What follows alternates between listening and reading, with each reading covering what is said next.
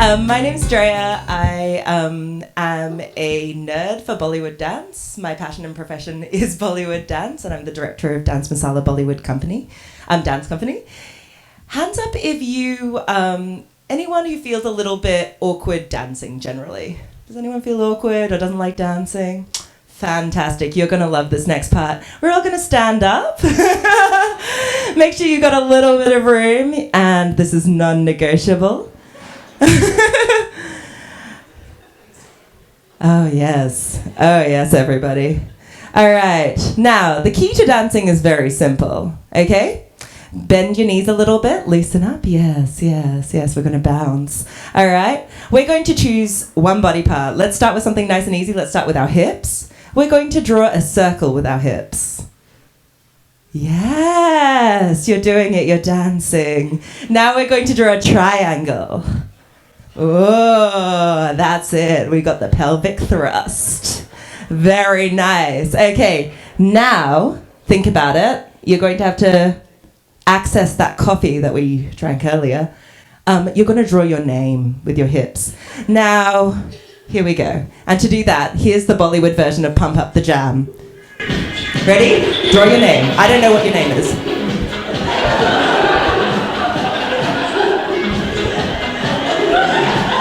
Some of you are just not doing it. Or some of you is like, my name is Eve. I'm done. All right? Okay? All right. Now, I'm going to show you just one Bollywood move that's pretty typical. All right? We're going to lift our foot very slightly. That's it. This is going to give you more range of motion. When you do that, keep it nice and close to the other foot. All right? Good. And we're going to use our hip, which is our tumka. And we're going to go down, down, down, down. Oh, now we're cooking with sauce. 1, 2, 3, 4. That's it. Just up and down. And now say hello. And you can literally say hello to the person next to you. That's right. Furious eye contact makes your tumkas stronger. All right, guys, you may sit down now. Australia doesn't really have a dance culture.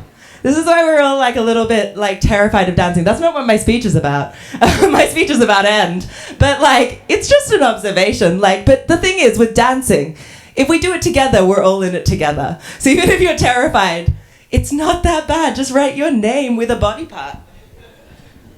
All right? And that is the key. Just choose one and go with it. All right? In that analogy, my name was... Okay. All right. Cool. Okay, back to the talk. So Dance Masala is a Bollywood dance company and school that I founded in 2012. Bollywood, for those who don't know, is an umbrella term given to all the music and dance that originates from the Hindi film industry in India. We are an all styles and all ages Bollywood dance company, so that means that we do everything in terms of styles, all kinds of Bollywood fusion, from semi-classical, which is the stuff that has like, you know, classical influences and hand gestures and things like that, folk, Topori, which is Mumbai street style, urban or hip-hop kind of fusion, and Indian contemporary. So, about me, I am a mixed race woman of Cantonese, Macanese, Goan Portuguese, and Portuguese descent. Oh yes, my slides. 1 second. Let me just show you very quickly my company. That's my company. I'm also an emerging YouTuber and mental health advocate. I use my social media presence to open conversations about emotional intelligence and literacy. Today, I'm here... Oh, went too far! Sorry. Today, I'm here to talk about my relationship with the word end. Actually, do you think that this is the old version? This is the old version. Do you have the new version of my slideshow? Because there's a few extra slides. This is the one we downloaded? Oh no. Okay, cool. All right, sweet. That's fine. That's cool.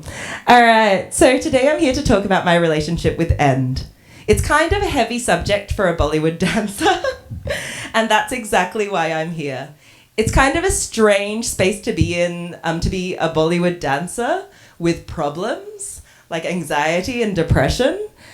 Bollywood is an escapist fantasy. I feel like it's a really different thing if you're a contemporary dancer where you can like exercise your demons on stage through your work. There's a certain kind of cognitive dissonance when your work is literally to create fun and energetic dances to Bollywood music. So it's absolutely amazing today to get to share my relationship with this kind of heavy word. End. For me, it's a heavy word. I have historically not been good with endings. Is there a difference between end and closure? Does end for you represent finality, or does it represent possibility? Does finality make you feel empowered, or does it make you feel powerless? Over the course of my life, I've struggled with endings. I have long been described by many people around me as extremely tenacious. If something isn't working out, I will firmly glue my rose-colored glasses to my face and forge blindly ahead. I have been compared once or twice to this fictional character. Examining my relationship to this word has been a difficult and illuminating task.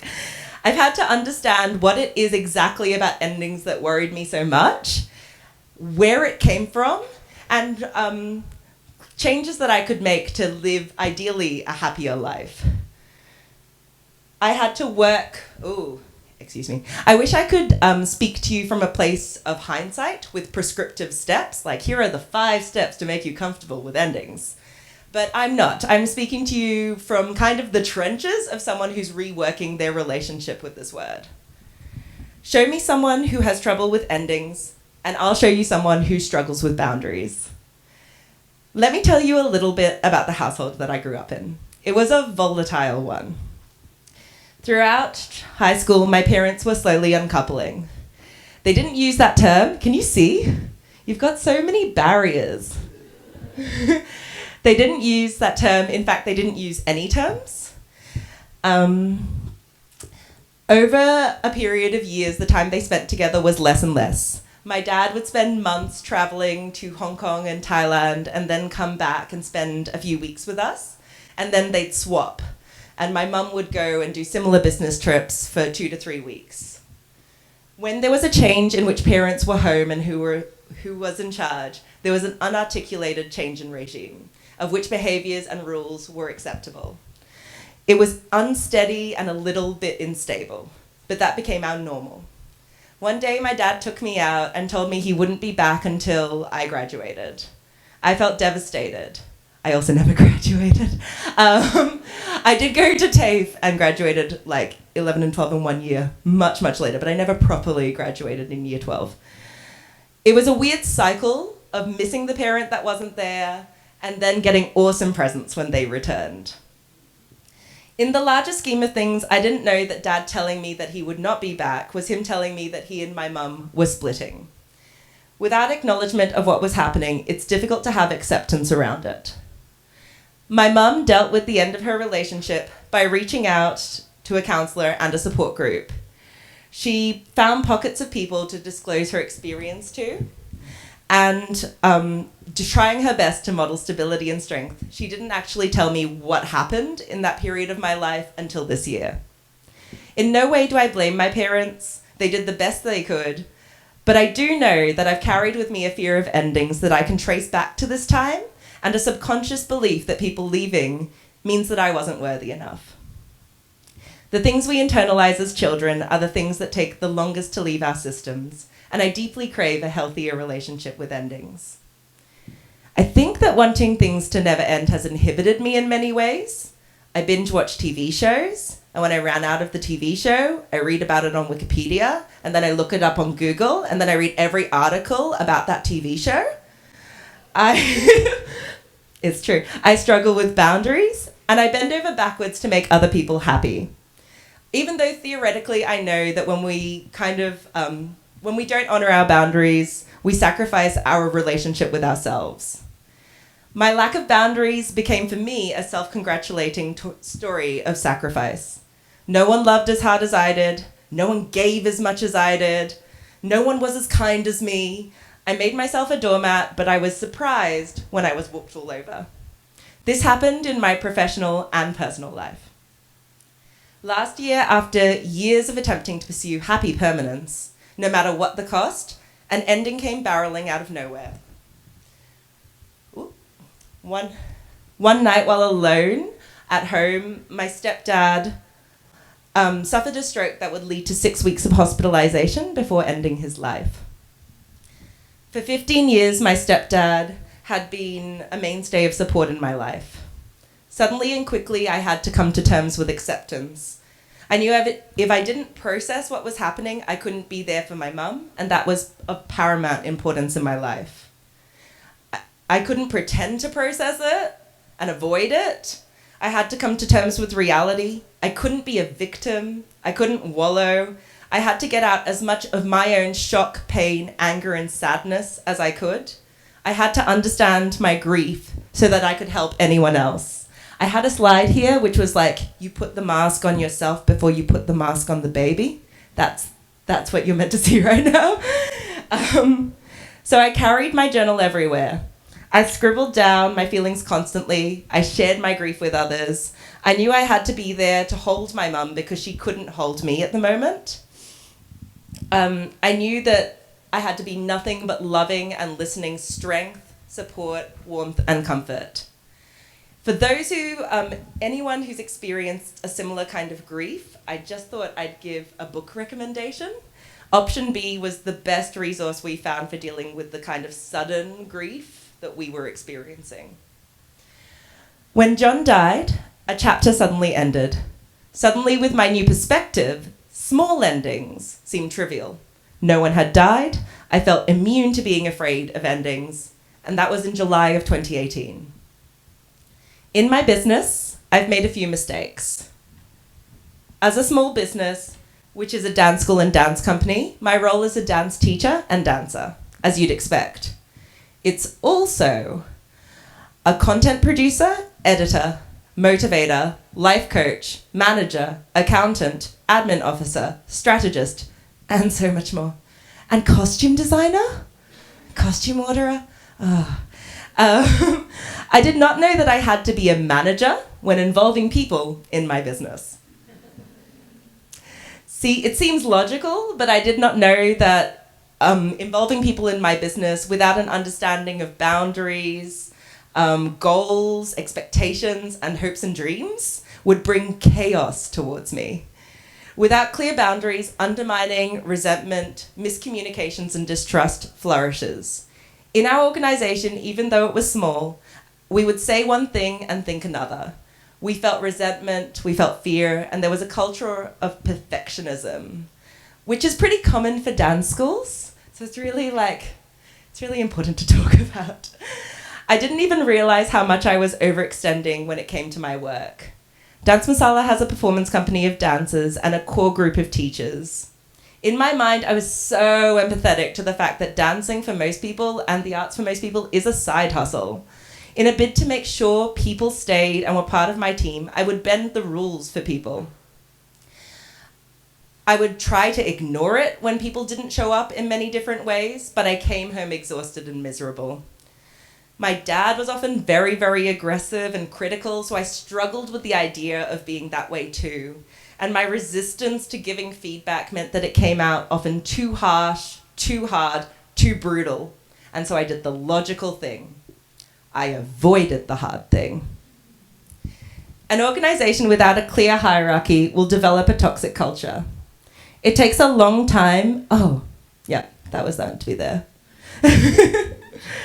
It takes a long time and a huge amount of work to eradicate things like undermining and resentment, both in yourself and your organization.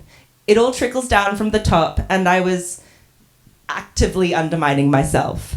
For example, I would immediately seek assurance after setting boundaries, like, here's the boundary. Is that okay? Are you upset at me? Don't be upset at me. It's okay, we'll take it back. This ended after my injury. In 2016, we were having a massive year. We had a show at QPAX Out of the Box, which was 32 shows in 8 days. It's a lot of shows. We got the support slot for Neha Kakkar, and Mika Singh, who's that one in the middle, who are some of the biggest Bollywood playback singers in the industry. We also got given a New Zealand tour, and we were brought out to New Zealand with per diems and flights paid for and all of that fun stuff. It was at that time that I did a grade 3 ligament tear on my knee and my ankles and danced through all of those shows. Yeah, that was, in retrospect, that was a bad idea. It's been a 3-year journey of recovery. In that time, I decided to study anatomy and gain a deeper insight into my body. The thing with Bollywood and the dance industry in general is that it's super unregulated. Anyone can decide that they want to be a dance teacher and set up a class like there and then. It became incredibly important to me that I created a program with a foundation of technique to train teachers to understand postural alignment and could work correctively on fixing postural issues with their students. In many ways, technique is simple. All technique is doing movements repeatedly with correct alignment so you can dance for longevity and develop that muscle memory. But understanding postural alignment using only visual cues is something that needs to be trained. I needed to make changes in my business. To do that, I needed to completely reinvent my relationship with feedback. To do that, I had to read a lot more about feedback and how people delivered it successfully.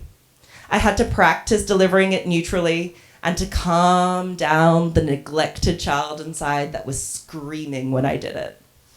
It takes constant reminders, journaling, and Brené Brown books to remind Brené fans in the house to remind me why it's important to set clear boundaries, maintain clear boundaries, and breathe while doing so. And the only people that find boundaries scary are the ones that struggle too. Here's more Brené. When we started changing the culture of our organization, we talked about growth and opting for growth instead of perfectionism. We put in place a check-in at the start of every rehearsal, every training, gig, meeting, where we could do a check-in, where you could sum up how your week was with a word, a number, or even a diatribe. We honored the space when dancers came in, visibly shaken or upset from their day, and let them take like a round of the block, 5 minutes alone, or even go home. We put in place a hierarchical system with our performers where new performers would kind of tee up with buddies who'd been in the company for a while so that they had a second place to ask questions or, get help or encouragement from. We also added a team captain that changed on a yearly rotation. We put in place peer review for our teachers and created teacher trainings that would happen every term. We made it a requirement for our teachers to undergo 20 hours of professional development every year, 15 of which should be dance classes. We wanted teachers who are passionate about learning. We put in place an award for growth for the kids. We created a program where every term at Dance Masala begins with a foundation of technique and discussed how we can make something like Bollywood technical. We did a complete cultural overhaul of the entire organization and started repeating the mantra, feedback is data to help us grow. Once I started feeling better about myself and putting in boundaries with others, things started to change. You always forget that growth is an uncomfortable process. They don't call it growing pains for nothing. But my rose-colored glasses were firmly on my face, and I thought my team was right there with me. That the books they'd read and I'd recommended had been absorbed by them, and that they were 100% in. Stepping back, I realized I was actually drawing a line in the sand and asking them to decide if they were willing to sign on to my vision of a culture of growth through feedback and commitment to technique. The results of this was a mass exodus. I was asking more of my team in so many ways, and while theoretically many of them were on board for what I was talking about, in practicality, they couldn't make it work. I was also putting in place boundaries and expectations that weren't there before. At the start of the year, a teacher who'd been with me for 5 years gave her notice. By May this year, 3 other teachers, 2 of whom had also been with me for 4 to 5 years, also decided to leave. When the first teacher gave her notice, I accepted it. John's death had prepared me for this moment. She wasn't dead. She was leaving. We can rebuild. If it wasn't good for you, it's not good for us. It's okay. You can go. It's all good. The next teacher gave her notice. She thanked me profusely for the lessons I'd given her and assured me she'd stick around as a dancer in the company. I knew this was coming. She'd flagged with me that she wasn't as happy teaching as she thought she would be. She was quite a new teacher. It was cool. We can rebuild. The next teacher to leave had only been there for a year, but it had been apparent to me that there'd been a clash of cultures for a while. I had told this teacher that if they didn't meet certain requirements, they wouldn't be back next term. I drew a line in the sand. I set a boundary. I saw it through. I was proud of myself for setting a boundary and seeing it through. We can rebuild. Finally, there was one other teacher who'd been with me through all of the others leaving. She'd been with me for 5 years and she was calling me panicking, being like, everyone's leaving. What are we going to do? And I was like, it's cool, you know? It's better. It's better if they can't do it, it's better for them, and it's better for us if they're not there trying to do something they can't do. Like, we can rebuild. We've got this. Like, you know, we've got an awesome vision. We've got this program. This teacher gave her notice. It wasn't personal. Dance teaching, like I said, is a side hustle for most people. She'd just gotten a position as a social worker full-time and wasn't coping with the workload. It was a devastating final straw for me, though. While all this was happening, I was trying to get a massive project that I'd envisioned off the ground, into the air. The Bollywood Australia Dance Competition, now Convention, which was a 3-day expo-style competition with an international artist touring Australia. I was exhausted and devastated. Yes, that's what it looks like. At the time, I didn't see these teachers ending their time with me as something that logically should happen when a culture shift that I'd been working on was called in. I didn't see it as a change that I was consciously asking for. I saw it as a devastating loss. I was grieving the team that I thought that I had, but I'd also lost touch with me. BADC was massive. With BADC rolling out, plus taking on a lot of personal projects this year, I had stopped my main form of self-communication, which for me is journaling. I had stopped journaling and I felt like I was just an electric bundle of reactions. I was bouncing from problem to problem. I felt like a body disconnected from my own mind. I felt like it was my fault. I felt unworthy and rejected. I felt like my vision was worth nothing. I had immense self-doubt, and I felt really, really hard on myself. I felt like I had wasted time. The worst feeling is feeling like you've wasted time. But wasted time is a fallacy. The time you spend loving someone, developing relationships, the time you spend trying something, none of that could be wasted. When John was dying, it was a hectic time. I had to remember back to then and remember that journaling actually saved me and saved many of my relationships. In May and June, I was bouncing around blindly, and I knew I had to get back into the practice of writing again. When I did, I felt like a stranger, clunky and out of practice, awkward. I just began by listing the things that would happen in my day, my worries, my victories, reconnecting to joy, reconnecting to gratitude, and reconnecting to worthiness.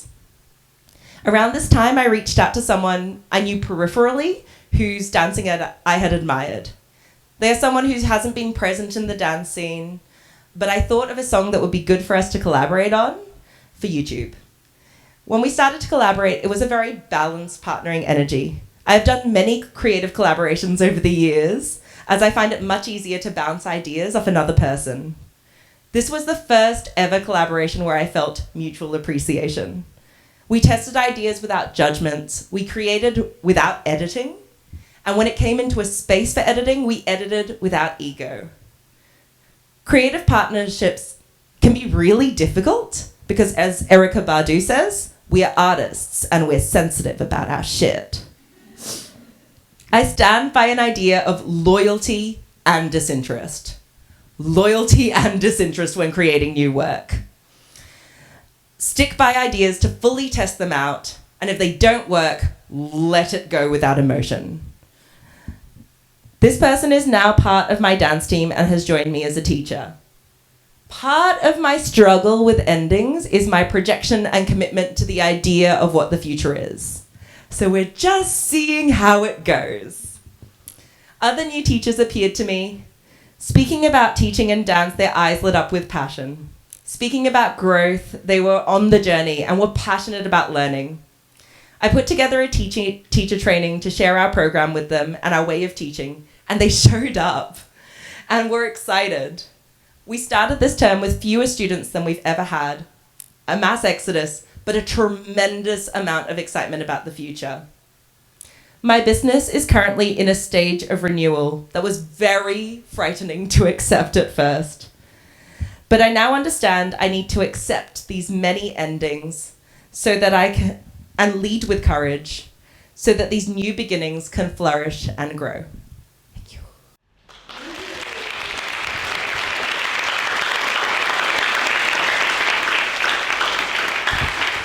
What? Oh yeah, you want to see my work? All right.